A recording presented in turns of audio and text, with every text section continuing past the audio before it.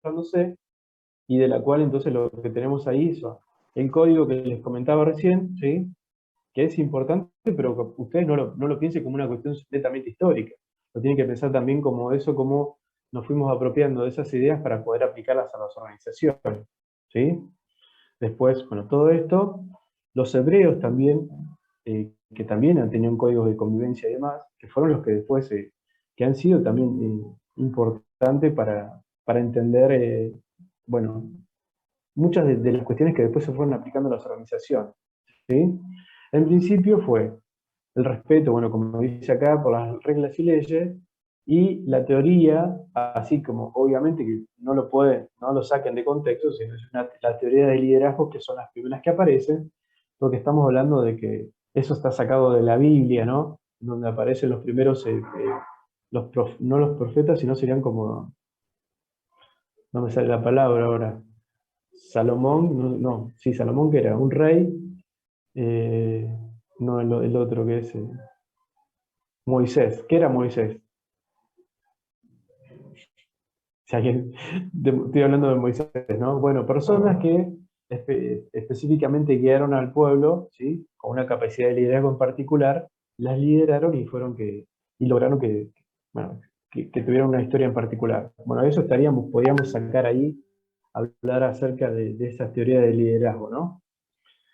Y por otro lado, ya avanzando casi en la historia, como les comentaba, lo que aparecen acá son, por ejemplo, China, que es China y Egipto, esa China antigua, estaríamos hablando de un imperio, y, y Grecia también, China y Grecia, como les comentaba al principio, ¿sí? Que estamos hablando ya del siglo V, más próximo a la actualidad, ¿no?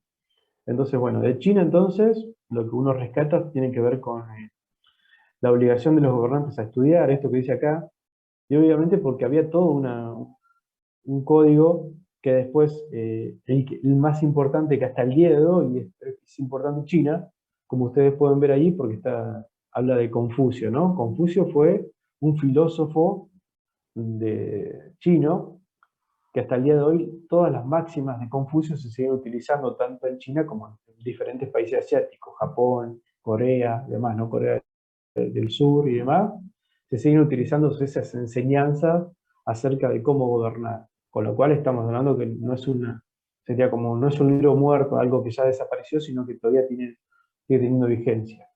Y cuando me refiero a China, estamos hablando de esto, ¿no?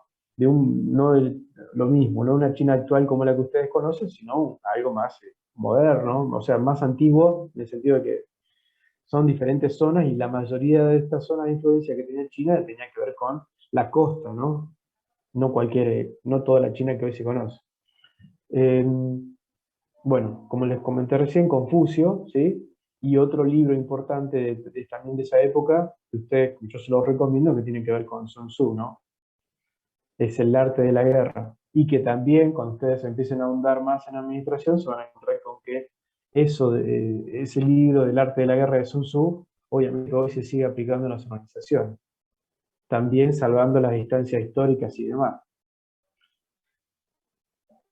El otro pueblo que me queda acá, la otra civilización importante del siglo V, ¿sí? Antes de Cristo, estamos hablando de Grecia, ¿sí?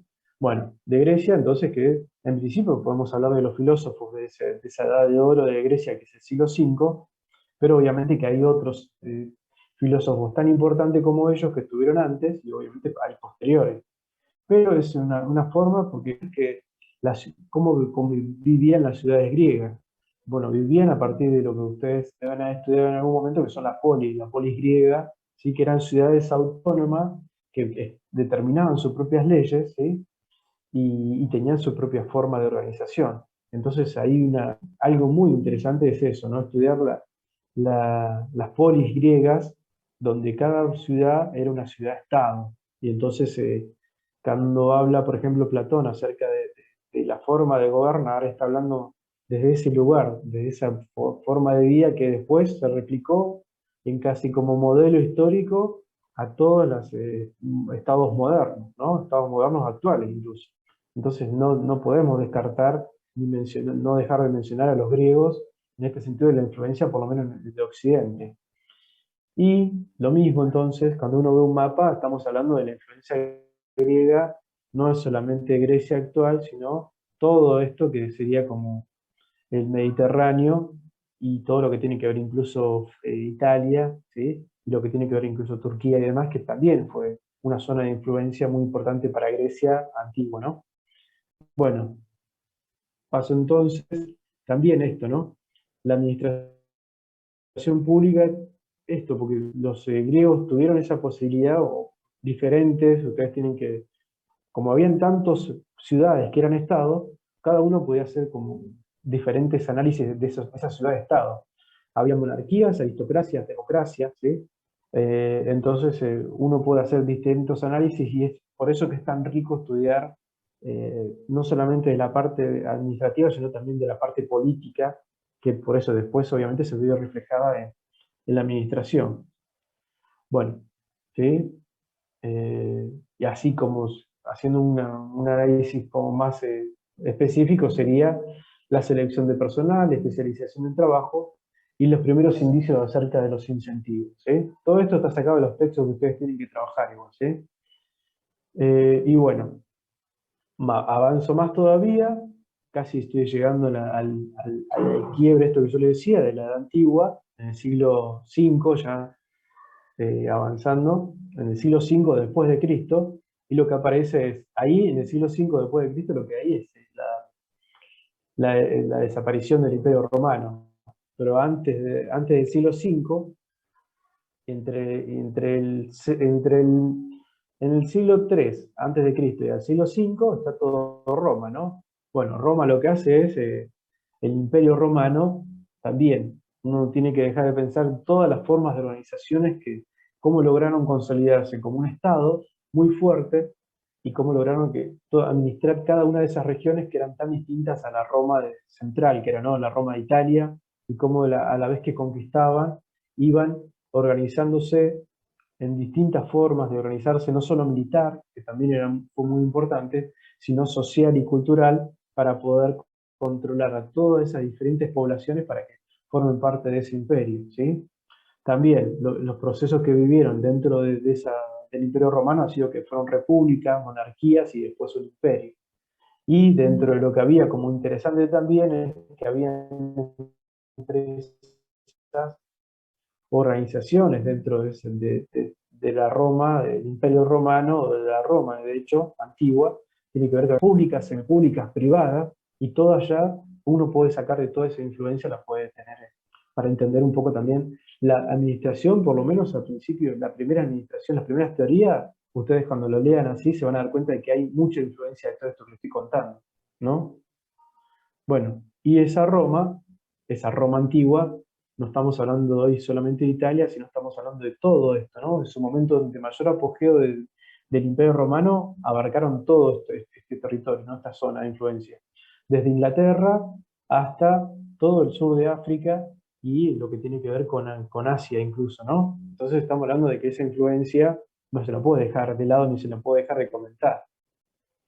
Bueno, lo otro entonces aparece ya en el siglo V, cuando cae el Imperio Romano, aparece la Edad Medieval, ¿sí? De todos esos pueblos que ustedes ven acá, que quedaron, ¿no? Lo particular del Imperio Romano es que cayó, por lo menos el Imperio ya se había dividido, ¿no?, en dos ya, el Imperio Romano de Oriente y de Occidente, y el Imperio Romano de Occidente cae, pero por una cuestión interna, ¿no? Una cuestión interna, no sé, digo, fue como una implosión, no fue ni siquiera por una cuestión de invasión y demás, una decadencia del mismo imperio. Y todos esos pueblos que ustedes ven acá serían que tienen que ver con el Imperio Romano de Occidente, desde Italia hasta Portugal, fueron lo que de alguna forma después se convirtieron, o que uno conoce como la época medieval. Bueno, y en el sistema medieval, entonces, en cada uno de esos pueblos tan diferentes, tan diversos, aparecen estas formas de organización casi, uno podría decir, totalmente rudimentaria a lo que había sido el Imperio Romano, ¿sí? Y totalmente desorganizada. Sin embargo, bueno, estamos hablando de 10 siglos. En eso obviamente hay otro avance muy interesante de formas de organización, y son las cuales después nosotros vamos a entender la revolución industrial. A partir de la decadencia de la edad medieval es que se da la aparición de la revolución industrial posteriormente, ¿no? Estoy hablando de después, siglos después. Y ahí, entonces, lo interesante de esta época, así para comentar, es que en la forma de organización más desarrollada que se dio en la época medieval tiene que ver con Francia y tiene que ver con este señor Carlomagno, ¿no? Este rey en Francia, si uno analiza o estudia la edad medieval, entiende que esa es el periodo de oro de la edad medieval más desarrollado, está ligado a Carlomagno y a Francia en particular. Entonces, todo lo demás, todos los pueblos que hay, también son medievales, pero estamos hablando de casi un desarrollo de subsistencia, ¿no? De esto, de un cultivo, de reyes que pelean por un territorio muy pequeño y casi con muy poca incidencia, y obviamente que no se puede dejar de lado, eh, ¿cómo se dice? La esperanza de vida que tenían en esa época. ¿Cuánto se imaginan ustedes que puede haber sido la esperanza de vida en la época medieval? ¿Hasta qué años vivían? ¿Cuántos años vivía la gente?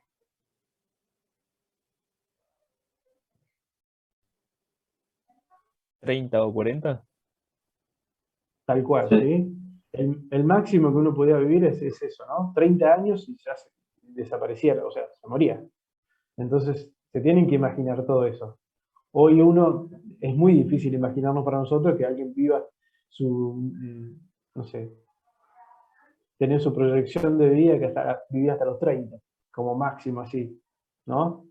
Es muy fuerte para nosotros pensando que hoy nuestra vida, ¿no? Puede llegar hasta los 90, o incluso 80, 90 y no estaría demasiado de más, ¿no? Digo, bueno, entonces se tienen que imaginar todo eso. Sin embargo, a pesar de esa esperanza de vida tan corta, es que se fueron haciendo desarrollos que también fueron influencia para la Edad Media, ¿no?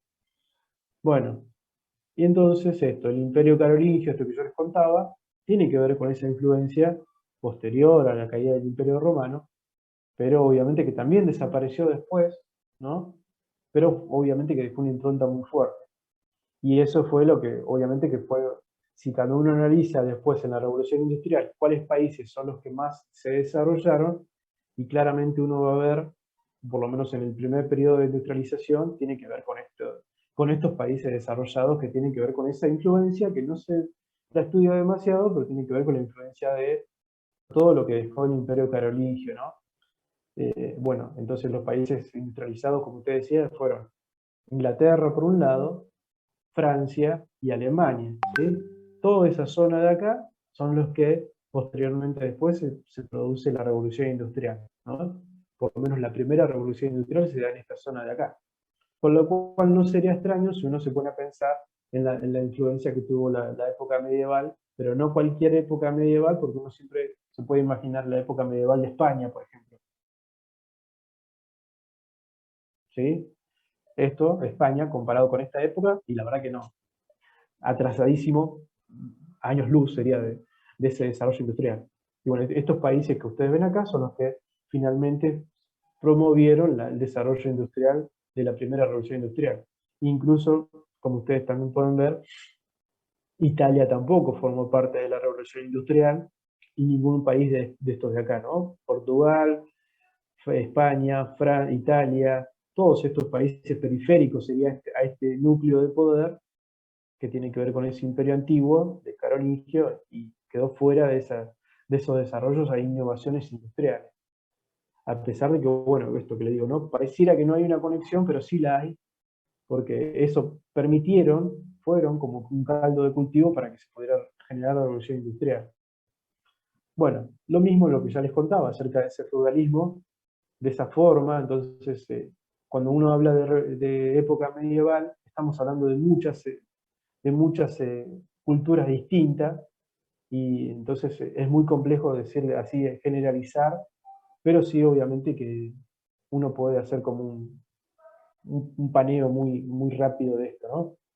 Entonces, lo que viene ahora, bueno, como les comentaba, después de esa caída de Carlomagno, estos países fueron los que se fueron desarrollando. Entonces, ustedes hasta el día de hoy, si van, ¿no? Si ven, hacen un mapa de Europa, Europa hoy actual, se van a encontrar con que hay dos Europas claramente muy marcadas, industrializadas culturalmente y demás, vinculadas a la administración o lo que sea, ¿no? Van a encontrar esta zona de acá,